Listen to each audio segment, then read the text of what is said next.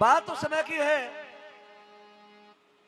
जब अर्जुन के प्रिय पुत्र अभिमन्यु को 7 महारथियों ने चक्रव्यूह में घेर करके मार दिया। जैसे ही अर्जुन लौट करके आए, पुत्र के शव को देखा तो अर्जुन ने गांडीव धरा पर फेंक दिया। नेत्र सजल हो गए, धरती पर बैठ गए।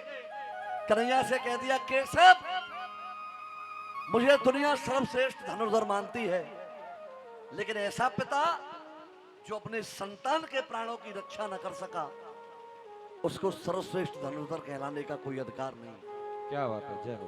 इसीलिए मेरा मानना यह है कन्हैया, जब मेरा पुत्र ही नहीं रहा तो मैं भी इस संसार में जी करके क्या करूंगा।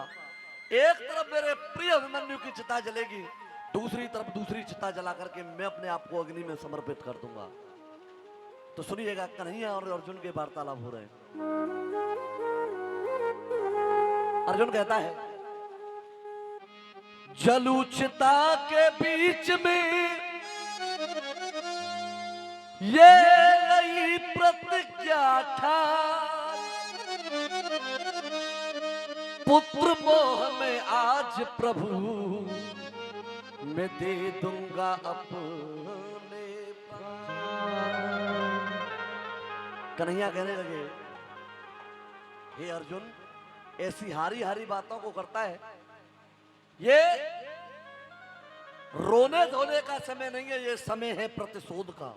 तो कन्हैया समझाने लगे, जान गवावे क्यों प्रथा हो करके अज्ञान, गीता के उपदेश का रहा न तुझे को ध्यान। जय हो। जो गीता मैंने तुझे सुनाई थी उसे भूल गया तू। कन्हैया समझाने लगे, जैसे ही महाभारत युद्ध की शुरुआत होती है तो अर्जुन देखता है, फिर से अर्जुन रो पड़ा। कन्हैया से कहने लगा, कन्हैया बड़ी विषम परिस्थिति है, सुनिएगा। अरे जिन हाथों ने पाला पोसा और गोद में मुझे खिलाया है, आज उन पे ही हथियार उठाऊं, कैसा समय ये आया है। और केशव, अपनों पे तीर कर चलाना होगा, तो मेरे लिए तो मर जाना होगा। क्या बात है। अगर मेरी रचना आपके हृदय तक जा रही है तो एक बार दोनों हाथों को उठा लें और तालियों के साथ हो आ,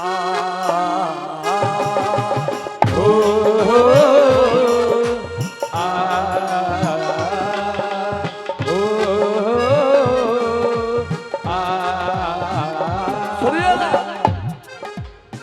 जिन हाथों ने पाला पोसा और गोद में मुझे खिलाया है, भीष्म पितामह है, सामने गुरु द्रोण है, आज उन पे ही हथियार उठाऊं, कैसा समय ये आया है। उन पे ही हथियार उठाऊं, कैसा समय ये आया है। उन पे ही हथियार उठाऊं, कैसा समय ये आया है। अपनों पे तीर कर चलाना होगा, मेरे लिए तो मर जाना। अपनों पे तीर कर चलाना होगा, मेरे लिए मर जाना होगा।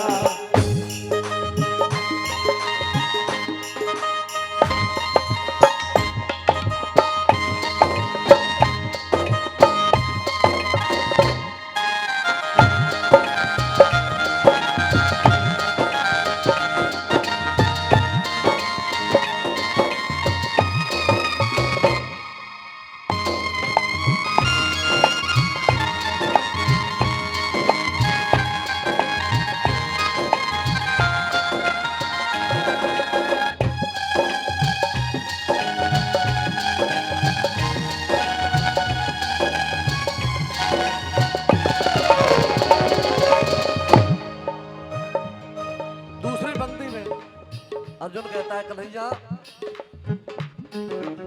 प्रिय अभिमन्यु चला गया, ये रहे हृदय में सूल है, लेकिन दानी कर्ण को कैसे मारूं, बहुत बड़ी मेरी भूल है। दानी कर्ण को कैसे मारूं, बहुत बड़ी मेरी भूल है। दानी कर्ण को कैसे मारूं, बहुत बड़ी मेरी भूल है। अपनों के सीने पे निशाना होगा, अपनों के सीने पे निशाना होगा, मेरे लिए तो मर जाना होगा। अपनों पे तीर करना होगा, मेरे लिए मर जाना होगा।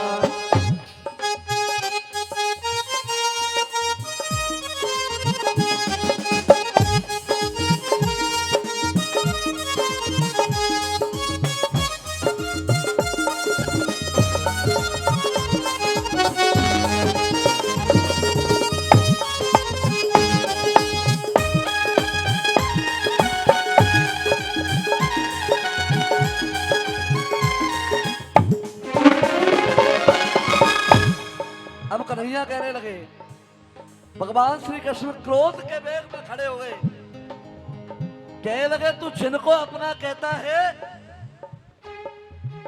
एक बार नजर घुमा करके देख ले, इनमें से कोई भी तेरा नहीं है। क्यों? भीष्म पिता और द्रोण गुरु की बात कर रहा है, तो याद कर जिस दिन द्रौपदी का चीरहरण हो रहा था, तो सबसे आगे की पंक्ति में पितामह भीष्म और गुरु द्रोण बैठे थे। अगर ये उस समय पर रोक देते, दुशासन से मना कर देते, ऐसा नहीं होना चाहिए, तो उस दुशासन की इतनी औकात नहीं थी जो द्रौपदी का चीरहरण कर जाता। बिल्कुल। पाप करने वाला जितना पाप का भागीदार होता है, सामर्थ्यवान होने के बावजूद भी पाप होते हुए जो देखे, वो भी उतना ही भागीदार होता है। कन्हैया समझाने लगे, सुनिएगा छोटू भाई,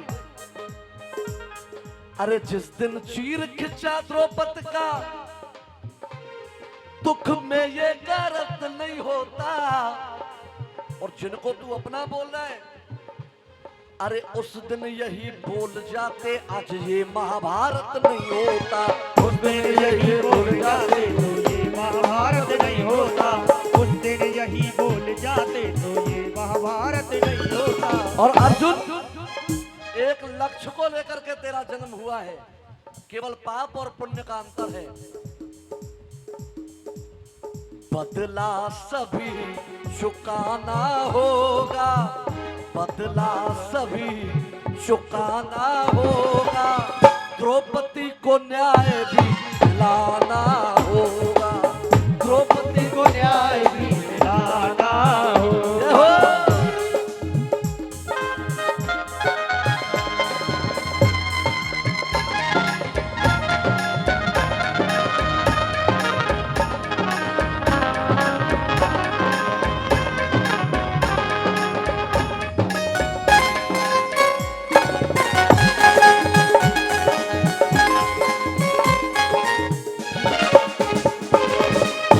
परमादरणीय हमारे चौटाला भैया, मैं निवेदन करूंगा, अब अंतिम लाइन है और आगे की कार्यवाही को आप देखेंगे। आइएगा। अंतिम लाइन में कन्हैया कहने लगे, होती हार कुकर्मों की और जीत धर्म की होती है, कौन बुझा सकता है उसको जले धर्म की ज्योति है। कौन बुझा सकता है उसको जले धर्म की ज्योति है।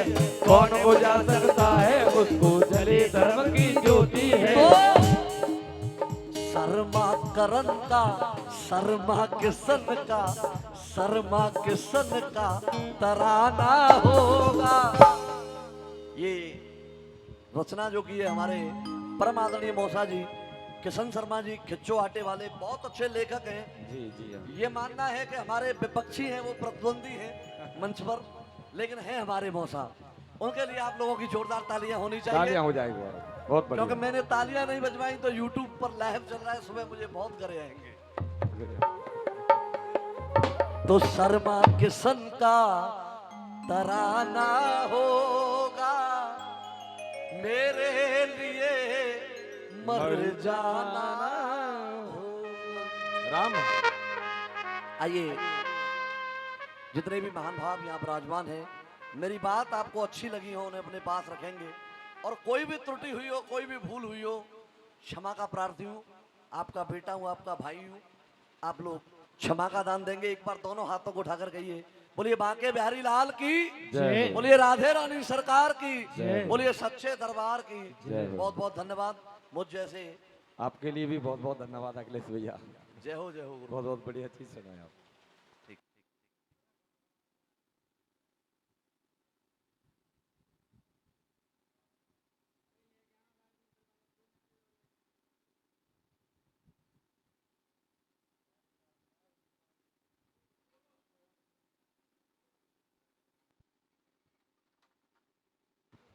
उमेश चौटाला